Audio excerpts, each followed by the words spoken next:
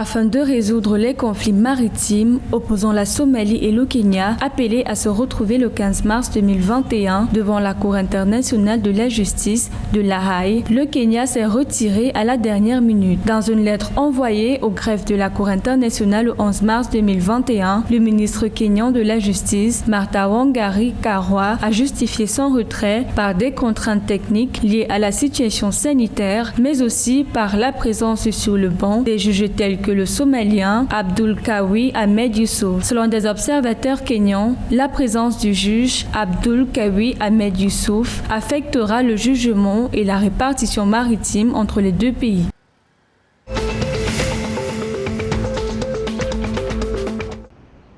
Le Soudan a officiellement demandé aux Nations Unies, aux États-Unis, à l'Union européenne et à l'Union africaine de former un quator pour abriter les négociations avec l'Éthiopie et l'Égypte sur le remplissage et l'exploitation d'un barrage contesté du Nil. D'après le Premier ministre soudanais Abdallah Hamdok, la présence de ces organisations renforcera l'expertise disponible à la table des négociations sur les règles régissant les fleuves transnationaux. Néanmoins, les entités sollicitées par le Soudan n'ont pas encore donné leur avis sur cet appel.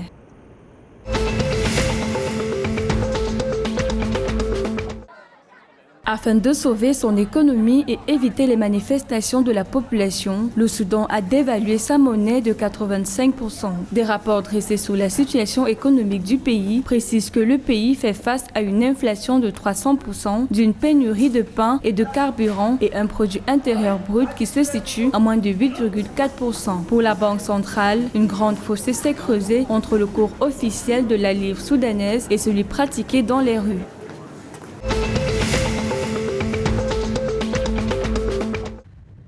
À Djibouti, la première usine de dessalement de Doralé a été inaugurée le 14 mars 2021 par le président Ismaël Omar Guelleh. Ce lancement permettra en effet de rendre potable 22 500 mètres cubes d'eau par jour avant d'atteindre une capacité de production attendue de 45 000 mètres cubes. De plus, la commissaire européenne aux partenariats internationaux, Jutta Urpilainen, a indiqué que le fonctionnement de cette usine permettra de fournir de l'eau potable à 250 000 habitants de la capitale.